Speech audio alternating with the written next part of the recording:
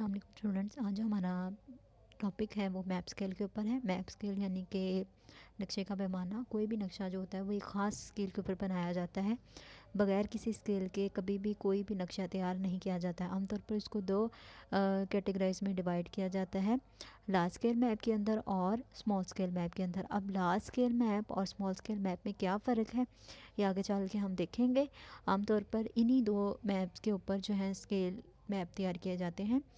अगर आप ये देखें तो लार्ज और स्मॉल, लार्ज स्केल मैप के अंदर आपको जो है वो एरिया जो है वो ज़्यादा दिखाया जाता है, लेकिन उसके अंदर जो है वो जो नुमाया चीज़ें हैं या फीचर्स जो हैं वो कम होते हैं। यानी कि एक बड़ा एरिया जो है उसमें दिखाया जाता है, लेकिन उसमें डिटेल्स जो होती हैं वो कम होती हैं। इसी तरह जैसे स्मॉल की तरफ हम जाते हैं तो स्मॉल स्केल मैप के अंदर क्या होता है, एरिया कम लिया जाता है, लेकिन उसके अंदर जो डिटेलिंग है या फीचर्स जो हैं उनको ज़्यादा प्रोमिनेंट तरीके से दिखाया जाता है। अगर हम इसके स्केल की बात करें तो लार्ज स्केल मैप का जो RF होता है यानी कि रिप्रेजेंटेटिव फ्रैक्शन जो होती है, जहाँ पे माना जो होता है वो होता है 1:24,000 यहाँ इसके करीब करीब।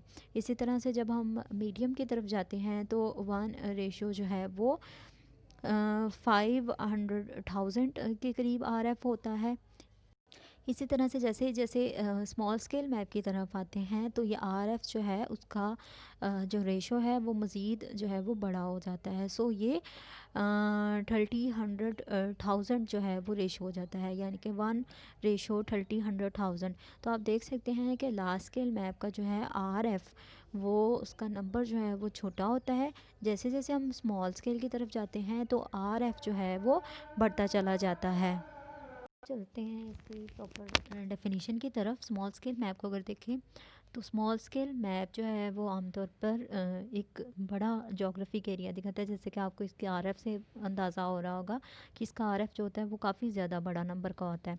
लेकिन इसका एक जो है वो एज ये होता है कि इसमें एरिया तो लार्ज ले लिया जाता है, लेकिन डिटेल जो हैं वो उतनी ही इसमें कम दिखाई जाएंगी। यानी कि अगर फ़ीचर्स किसी जगह के हैं तो वो सारे फ़ीचर्स जो हैं वो इसमें प्रोमिनेंट नहीं किए जाएंगे। इसी तरह से लेट्स सपोज अगर वहाँ पर कोई बिल्डिंग्स हैं, कोई रोड्स हैं, या वहाँ पर कोई फॉरेस्ट है, तो बहुत सारी चीज़ें जो हैं वो इसके अंदर स्किप कर दी जाएंगी। लेकिन इसमें क्या होगा, एक एरिया को जो है वो काफ़ी ज़्यादा बड़ी हद तक दिखाया जाएगा। स्मॉल स्केल मैप का एक एडवांटेज तो ये है कि हम इसके अंदर एक बड़ा एरिया तो दिखा सकते हैं, लेकिन इसके अंदर हमें जो हमारी डिज़ायर्ड जो डिटेल्स हैं या इंफॉर्मेशन जो है वो हमें उसके अंदर नहीं मिल सकती। इसी तरह अगर लार्ज स्केल मैप की बात की जाए तो लार्ज स्केल मैप जो है वो आम तौर पर बिल्कुल स्मॉल स्केल मैप के उलट होगा। यानी कि इसके अंदर जो एरिया है वो कम लिया जाएगा, लेकिन डिटेल्स जो हैं वो इसके अंदर ज़्यादा दिखाई जाएंगी।